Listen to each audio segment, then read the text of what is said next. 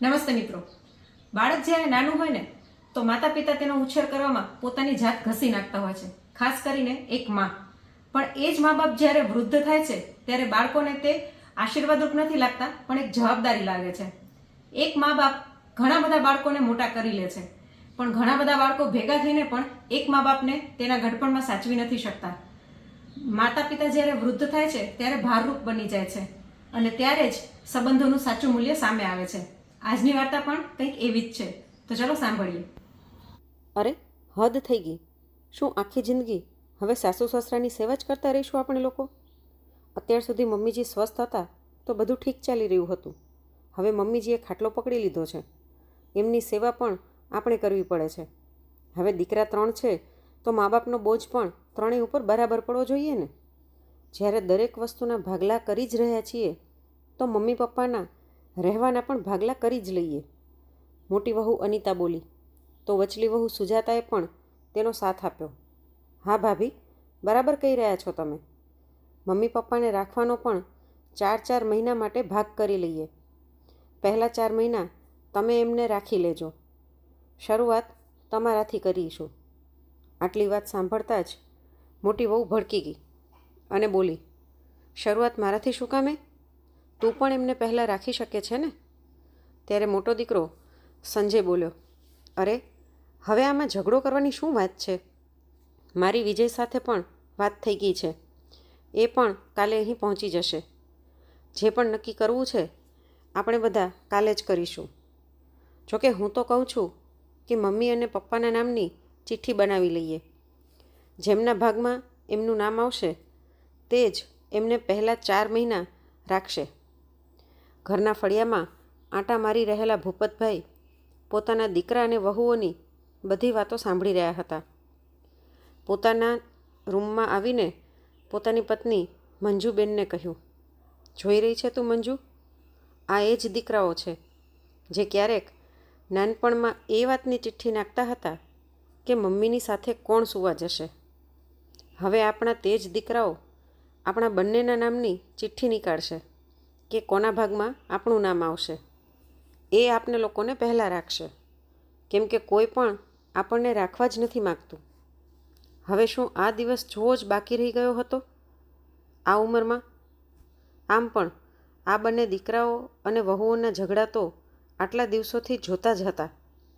હજી સુધી તો ફક્ત જમીન અને મિલકતના ભાગલા કરવાની વાતો ચાલી રહી હતી, પરંતુ એ બધાથી પણ આ લોકોનું મન ભરાયું નહીં. તો હવે પોતાના મા બાપને પણ ભાગીદારીથી વહેંચવા આવી ગયા છે આ દીકરાઓ. શું આ દિવસ માટે થઈને જ આપણે આ દીકરાઓને ઉછેરીને ભણાવી ગણાવીને પોતાના પગભર કર્યા હતા કે લગ્ન પછી આ દીકરાઓ પોતાની પત્નીઓની હામાં હા મેળવીને આપણું જીવન દુશ્વાર કરી નાખે?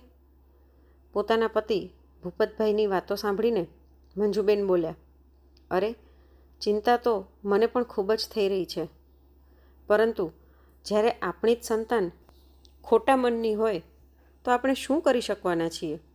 તમે ધીરજ રાખો, ભગવાન બધું જ બરાબર કરશે. કારણ વગરની ચિંતા ન કરો. હું તો પહેલાંથી જ બીમાર પડી ગઈ છું. જો તમને કંઈ થઈ ગયું તો તમારું ધ્યાન કોણ રાખશે? વ્હીલચેર પર બેઠા મંજુબેન ચિંતાભર્યા અવાજમાં બોલ્યા, પણ મંજુ, મારાથી હવે આ બધું સહન નથી થઈ રહ્યું.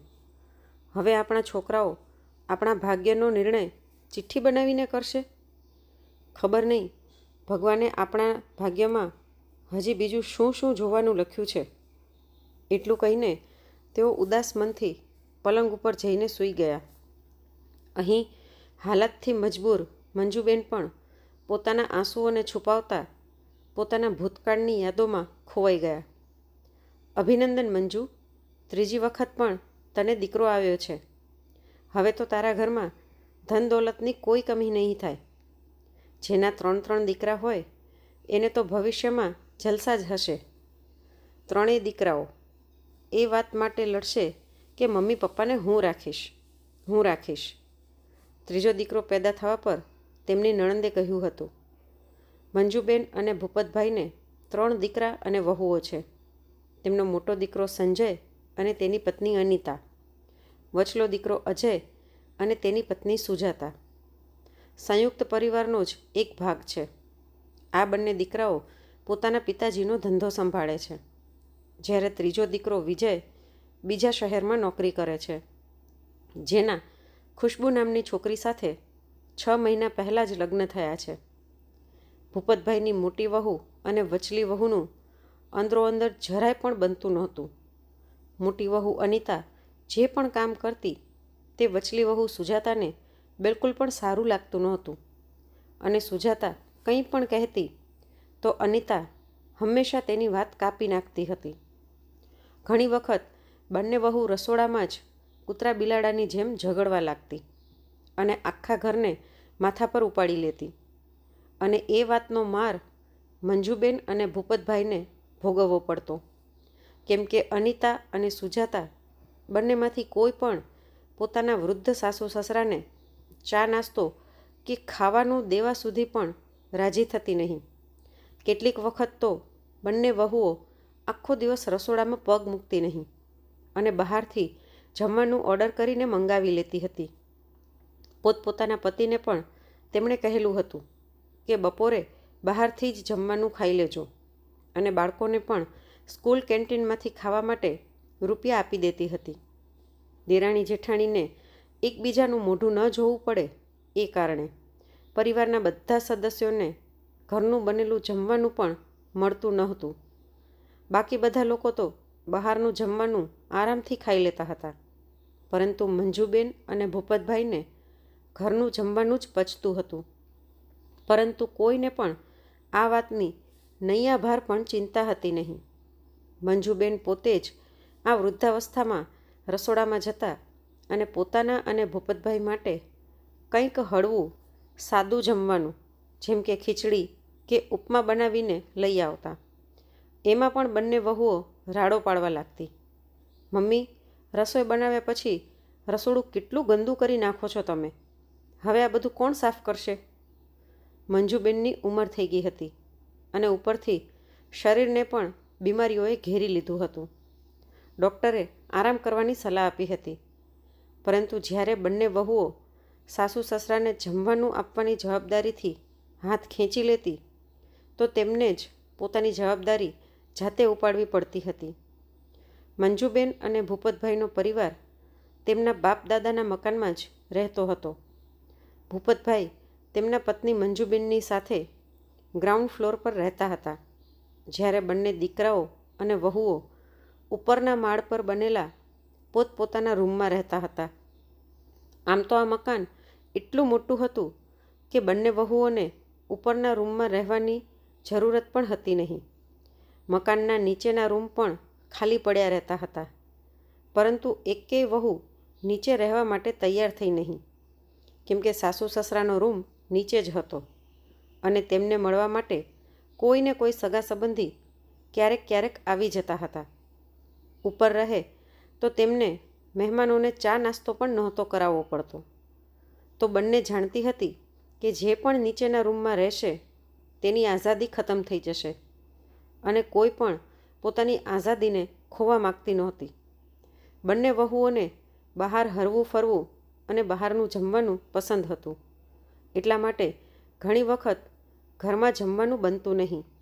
આ વાત ભૂપતભાઈને અંદરને અંદર કચોટતી રહેતી હતી કે પત્નીના બીમાર હોવા છતાં પણ તેને જ ઘરનું કામ અને રસોડાનું કામ કરવું પડે છે.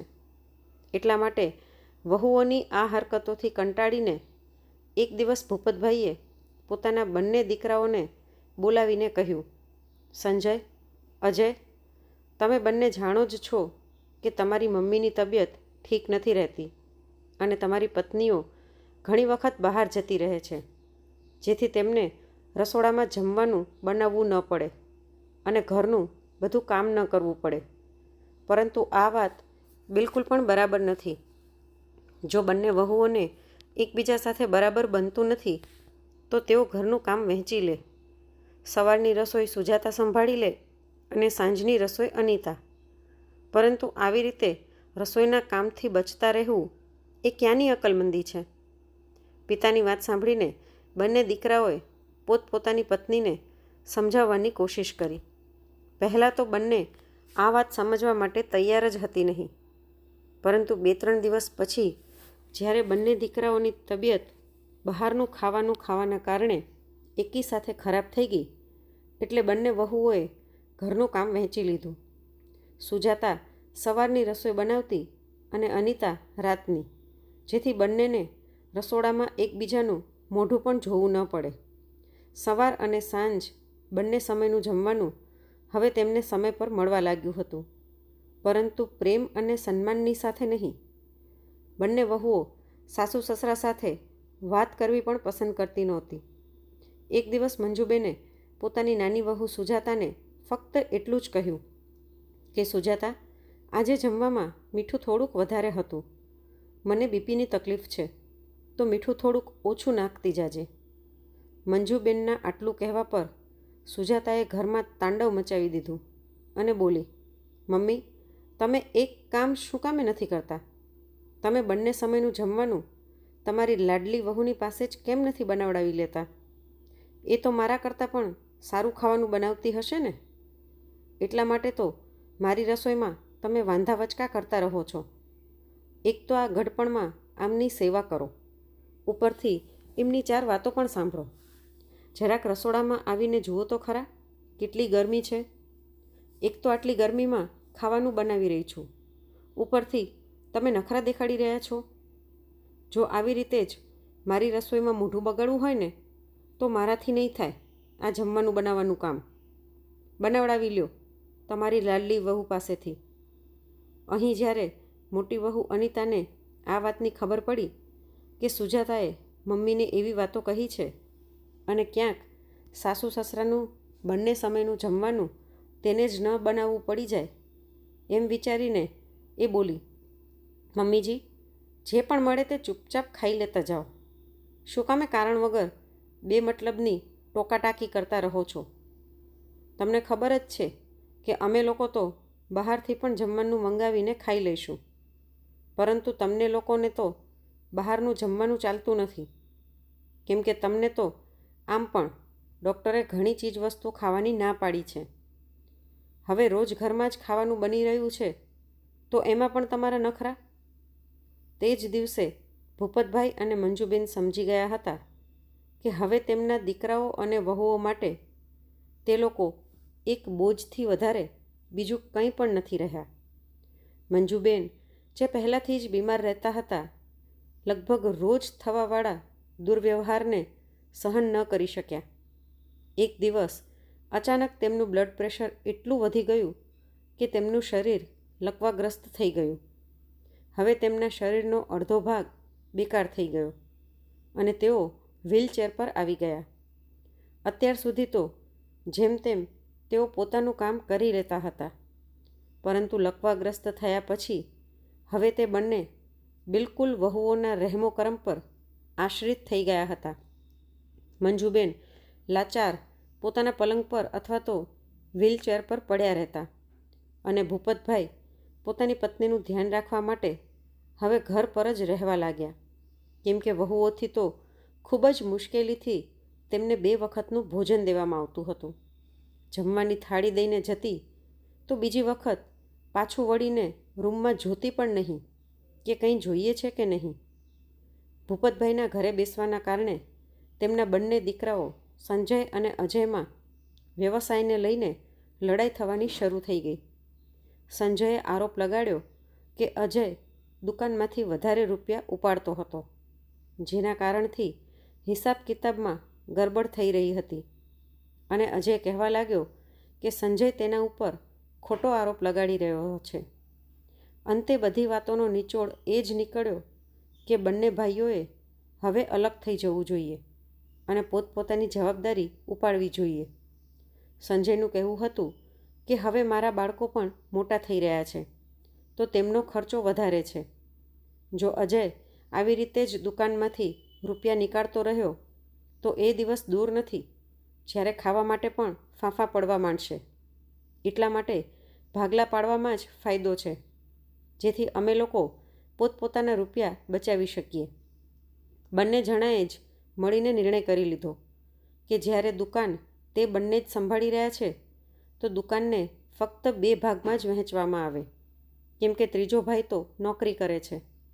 બંને જણાએ મળીને ખાનદાની મકાન અને ગામથી દૂર જે તેમનું એક મકાન હતું તેના ભાગલા પાડવાનો નિર્ણય પણ પોતે જ કરી લીધો, જેમાં બાપદાદાનું મકાન એકના ભાગમાં જશે અને ગામથી દૂર બીજું મકાન બીજા દીકરાના ભાગમાં આવશે, કેમ કે તેમના ત્રીજા ભાઈ વિજયે પોતાનું મકાન ત્યાં શહેરમાં જ બનાવી લીધું છે. એટલા માટે તેને મકાનની જરૂરત નથી. જોકે ગામડાની જમીન વિશે તેમણે એવો વિચાર કર્યો કે એના 3 ભાગ કરવામાં આવે, જે ત્રણેયમાં બરાબર વહેંચી દેવામાં આવે. ભાગલાની વાત સાંભળીને બંને વહુઓ ખૂબ જ ખુશ થઈ ગઈ. સુજાતા પોતાના પતિ અજયને કહેવા લાગી કે હું તો ક્યારથી અલગ થવા માગતી હતી, પરંતુ તમે જ માની રહ્યા નહોતા. જોયું, આજે કેવી રીતે મોટા ભાઈએ તમારા ઉપર આરોપ લગાડી દીધો, જ્યારે હું પણ જાણું છું તેઓ કંઈ દૂધના ધોવાયેલા નથી. તેઓ દર મહિને દુકાનમાંથી વધારે રૂપિયા ઉપાડતા હતા, પરંતુ તમે તો ક્યારે પણ તેમની પાસેથી હિસાબ માંગ્યો નહીં. હિસાબ માંગવો તો દૂર, સીધો તમારા ઉપર આરોપ જ લગાડી દીધો. બીજી બાજુ સંજયની પત્ની અનિતા એમ વિચારીને ખુશ હતી કે રોજ રોજ પોતાની દેરાણીનું મોઢું નહીં જોવું પડે, અને બોલી, હું તો પહેલાંથી જ તમને કહેતી હતી કે આ બંને પતિ પત્ની 1 નંબરના ચોર છે. સારું થયું, એમનાથી છુટકારો મળી જશે. બંને દીકરાઓ અને વહુઓ એટલા ખુશ હતા કે અલગ થવાની ખુશીમાં તેઓ માતા પિતાને તો જાણે ભૂલી જ ગયા હતા.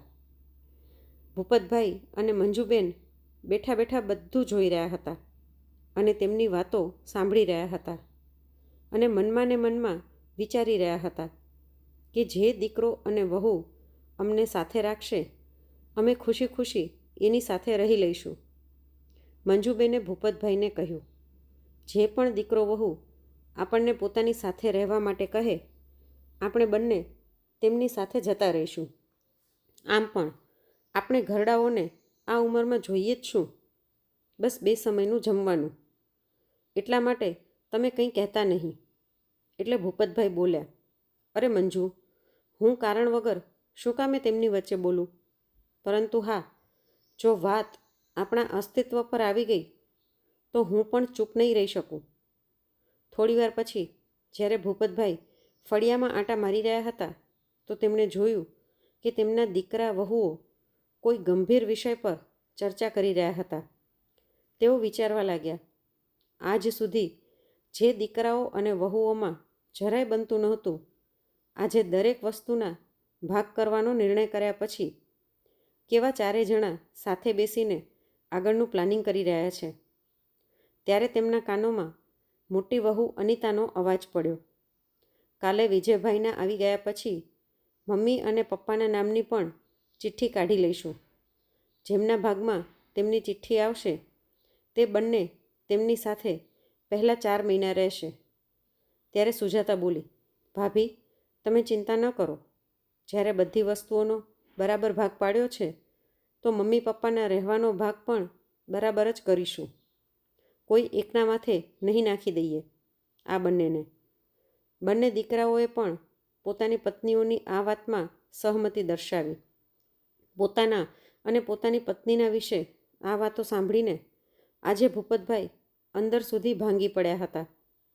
એમના તો જાણે શરીરમાંથી જીવ જ નીકળી ગયો હતો. એ રાત્રે તો તેઓ જેમ તેમ સૂઈ ગયા, પરંતુ બીજા દિવસે સવારે ઉઠ્યા તો ગંભીર વિચારમાં બેઠા હતા કે હવે તેમના રહેવાના પણ ભાગલા પડી જશે. એ વિચાર કરીને તેમનું હૃદય બેસતું જતું હતું. તે જ સમયે તેમનો સૌથી નાનો દીકરો વિજય પણ પોતાની પત્નીની સાથે ઘરે પહોંચી ગયો અને સીધો પોતાના મમ્મી પપ્પાને મળવા માટે તેમના રૂમમાં આવ્યો. પોતાની મમ્મીને આવી હાલતમાં જોઈને ચિંતિત થઈ ગયો અને પોતાના પિતાને કહેવા લાગ્યો, પપ્પા, 1 અઠવાડિયું થઈ ગયું મમ્મીને બીમાર પડે, પરંતુ તમે મને ફોન કરીને પણ જણાવ્યું નહીં. આ તો કાલે મોટા ભાઈનો ફોન આવ્યો ત્યારે મને મમ્મીની હાલત વિશે ખબર પડી. એટલે ભૂપતભાઈએ કહ્યું, બેટા, મને ખબર હતી કે તું નોકરીમાં ખૂબ જ વ્યસ્ત રહે છે, એટલા માટે તને હેરાન કરવો યોગ્ય ન સમજ્યો. સવારના 10 વાગી ગયા હતા, પરંતુ હજી સુધી કોઈએ પણ નાસ્તો કર્યો નહોતો. એ જાણીને વિજયની પત્ની ખુશ્બુ રસોડામાં બધા માટે નાસ્તો બનાવવા જતી રહી અને થોડી જ વારમાં મમ્મી પપ્પા માટે ગરમા ગરમ નાસ્તો બનાવીને લઈ આવી અને મંજુબેનને પોતાના હાથેથી ખવડાવવા લાગી. તે જ સમયે સંજય અને અજય પણ પોતાની પત્નીઓની સાથે ભૂપતભાઈના રૂમમાં પહોંચી ગયા અને એક દિવસ પહેલાં સંપત્તિના ભાગલાના વિષયમાં જે નિર્ણય તેમણે લીધો હતો તે જણાવી દીધો. વિજય આ વાત સાંભળીને હેરાન હતો કે પપ્પાની દુકાન, બંને મોટા મોટા મકાન અને ગામડાની જમીનમાંથી તેના ભાગમાં ફક્ત ગામડાની જમીનનો 3જો ભાગ જ આપવામાં આવ્યો હતો. તે જ સમયે મોટી વહુ અનિતા બોલી, વિજયભાઈ, હવે તમે આવી જ ગયા છો તો સાથે સાથે મમ્મી પપ્પાના રહેવાના ભાગ પણ કરી જ નાખીએ. અમે લોકોએ વિચારી લીધું છે કે મમ્મી પપ્પા 4 મહિના આપણા બધાની સાથે રહેશે અને પહેલાં કોની સાથે રહેશે એ વાતનો નિર્ણય ચિઠ્ઠી નાખીને કરી લેવામાં આવે. ત્યારે વિજય બોલ્યો, ભાભી, આ વાત તો ઠીક નથી. આ બંને આપણા માતા પિતા છે, કોઈ ઘરનો પડેલો સામાન નથી જેનો તમે ભાગ કરવાની વાત કરો છો. એટલે અનિતા બોલી, વિજયભાઈ, તમે તો બસ શહેરમાં રહીને રૂપિયા છાપી રહ્યા છો. આ બંનેની બધી જવાબદારીઓ તો અમે લોકોએ જ ઉપાડી રાખી છે. એટલે વિજયે કહ્યું, કેમ ભાભી, મમ્મી પપ્પાનો જેટલો ખર્ચો થાય છે એટલા રૂપિયા તો હું દર મહિને મોટા ભાઈની પાસે મોકલું છું, તો પછી તમે એવી વાત શું કામે કરી રહ્યા છો?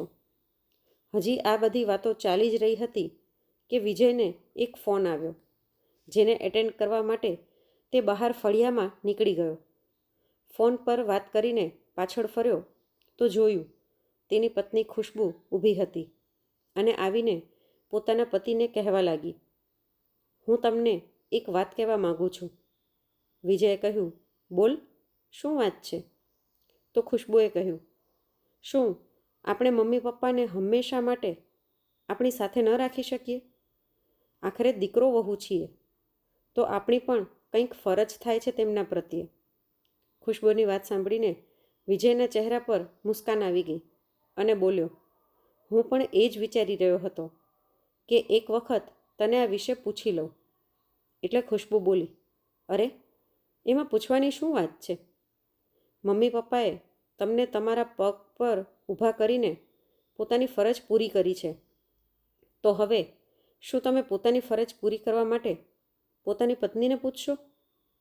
થોડા સમય પછી વિજય પોતાના પપ્પા પાસે ગયો અને તેમને પોતાના અને પોતાની પત્નીના મનની વાત જણાવી. પોતાના દીકરા વહુના આવા વિચાર સાંભળીને ભૂપતભાઈનું હૃદય ગદગદ થઈ ગયું અને બોલ્યા, તમારા જેવા દીકરા અને વહુ મેળવીને તો હું ધન્ય થઈ ગયો. એટલે વિજયે કહ્યું, ઠીક છે પપ્પા, અમે તમારા બંનેનો સામાન પેક કરી લઈએ છીએ. હવેથી તમે બંને અમારી સાથે શહેરમાં જ રહેશો. ત્યાં જઈને મમ્મીનો કોઈ સારી એવી હોસ્પિટલમાં ઈલાજ કરાવડાવશું. મને વિશ્વાસ છે કે મમ્મી થોડાક જ દિવસોમાં સ્વસ્થ થઈ જશે. પોતાના દીકરાની આ વાત સાંભળીને ભૂપતભાઈ ગંભીર થઈ ગયા અને બોલ્યા, બેટા, પરંતુ હજી એક ખૂબ જ જરૂરી કામ કરવાનું બાકી છે. પહેલાં એ કામ કરી લઉં, પછી અમે બંને તારી સાથે ચાલીશું. કયું જરૂરી કામ પપ્પા? બેટા, જ્યારે તે કામ થઈ જશે ને ત્યારે હું તને જણાવીશ. અત્યારે તમે બંને જઈને આરામ કરો. બીજા દિવસે સવારમાં ભૂપતભાઈ કોઈને પણ કહ્યા વગર જતા રહ્યા અને સાંજના સમયે પાછા આવ્યા તો તેમના હાથોમાં થોડાક ડોક્યુમેન્ટ્સ હતા અને ચહેરા ઉપર આત્મવિશ્વાસ. ભૂપતભાઈએ ત્રણેય દીકરાઓ અને વહુઓને પોતાના રૂમમાં બોલાવ્યા અને બોલ્યા કે ભાગલાના વિષયમાં મેં એક નિર્ણય લીધો છે. નિર્ણય? હવે કયો નિર્ણય કરવાનો બાકી હતો? ગઈકાલે તો અમે લોકોએ બધું જ નક્કી કરી લીધું હતું, મોટો દીકરો બોલ્યો. એટલે ભૂપતભાઈએ કહ્યું, એ નિર્ણય તારા તરફથી હતો, પરંતુ મેં તે નિર્ણયને સ્વીકૃતિ આપી નહોતી. આજે મેં કંઈક નિર્ણય કર્યો છે. હું આ ઘરના 3 ભાગ કરવા જઈ રહ્યો છું. એવું કહેતા તેમણે કાગળિયા પોતાના મોટા 2 દીકરાઓની તરફ આગળ વધાર્યા. આ વાત સાંભળીને તે બંનેના તો જાણે હોશ જ ઉડી ગયા. ચોંકીને સંજય બોલ્યો, પપ્પા, તમે અમારી સાથે આવું કઈ રીતે કરી શકો? આ ઘરના 3 ભાગ કરવાનો શું મતલબ છે? વિજયે તો શહેરમાં પોતાનું મકાન ઊભું કરી લીધું છે, તો પછી તેનો આ મકાન પર હક નથી રહી જતો. બેટા, હજી મારી વાત ખતમ નથી થઈ. પહેલાં આખી વાત સાંભળી તો લે. મેં ફક્ત આ ઘરને જ નહીં, પરંતુ પોતાની દુકાનને પણ 3 ભાગમાં વહેંચી નાખી છે, અને ગામડાનું બીજું મકાન અને જમીન મેં વેચવા માટે આપી દીધા છે. અને સૌથી નાના દીકરા વિજયની સાથે હું મારું એક જોઈન્ટ એકાઉન્ટ ખોલાવી રહ્યો છું. ગામડાની મિલકત વેચીને જેટલા પણ રૂપિયા આવશે તે એ એકાઉન્ટમાં જ જશે, જેનાથી મારી પત્નીનો સારી રીતે સારી હોસ્પિટલમાં ઈલાજ થઈ શકે, અને બાકીના વધેલા રૂપિયા વિજયના જ થશે. આ વાત સાંભળીને મોટી વહુ અને વચલી વહુ ગુસ્સામાં આવીને જોરથી રાડો પાડતા બોલી, આ તો અન્યાય છે પપ્પાજી. અમે આટલા દિવસો જે તમારી સેવા કરી છે એનો તમે આ બદલો આપ્યો અમને? કેવી સેવા બેટા? અમને 2 સમયનું જમવાનું કોણ દેશે એ વાતનો નિર્ણય કરવા માટે પણ તમે લોકો ચિઠ્ઠીઓનો આશરો લઈ રહ્યા હતા. પોતાની મમ્મીનો હોસ્પિટલમાં સારો ઈલાજ કરાવવાને બદલે તમને લોકોને ભાગલા પાડવાની પડી છે. તમારી આ સેવાનું જ પરિણામ છે કે આજે મારી પત્ની વ્હીલચેર પર પડી છે. જરા જુઓ તેની હાલત. એવું કહેતા ભૂપતભાઈની આંખમાં આંસુ આવી ગયા. પોતાના પતિની આંખમાં આંસુ જોઈને મંજુબેનની આંખોમાંથી પણ આંસુ વહી નીકળ્યા. બંને વહુઓ જે અત્યાર સુધી ખૂબ જ ખુશ હતી, એ ભૂપતભાઈનો નિર્ણય સાંભળ્યા પછી અચાનક તેમની ખુશી દુઃખમાં બદલાઈ ગઈ. ત્યારે નાના દીકરા વિજયે કહ્યું, પપ્પા, અમને મિલકતમાંથી 1 રૂપિયો પણ નથી જોઈતો. અમને બસ તમારા બંનેનો આશીર્વાદ જોઈએ અને જીવનભર માટે તમારો સાથ જોઈએ. એટલે ભૂપતભાઈ બોલ્યા, પરંતુ બેટા, હું દેવા માગું છું અને તું ના નહીં પાડે. બીજા દિવસે સવારમાં ભૂપતભાઈ અને મંજુબેન પોતાના નાના દીકરા અને વહુની સાથે શહેર જવા માટે નીકળી ગયા. ત્યાં વિજય પોતાની મમ્મી મંજુબેનને એક સારા ડૉક્ટર પાસે લઈને ગયો. ડૉક્ટરે અમુક દવાઓની સાથે સ્પેશિયલ ડાયટ અને ખાસ કસરત કરવાની પણ બતાવી. ખુશ્બુ એ બધું જ સારી રીતે સમજી લીધું અને પોતાના સાસુમાની સેવા કરવામાં દિવસ રાત એક કરી નાખ્યા. થોડાક જ દિવસોમાં મંજુબેન બિલકુલ બરાબર થઈ ગયા. કલયુગના આ શ્રવણ કુમાર અને તેની સંસ્કારી પત્નીએ આજે પોતાના માતા પિતાનું ગઢપણ સુધારી નાખ્યું હતું. તો મિત્રો, તમારો દીકરો વિજય જેવો છે કે સંજય અને અજય જેવો કોમેન્ટમાં જરૂરથી જણાવજો. સાથે જ આ વાર્તા તમને કેવી લાગી અને તમે કયા શહેરમાંથી સાંભળી રહ્યા છો તે પણ કોમેન્ટમાં જરૂરથી જણાવજો. અને જો વાર્તા ગમી હોય તો લાઈક શેર કરવાનું બિલકુલ ના ભૂલશો.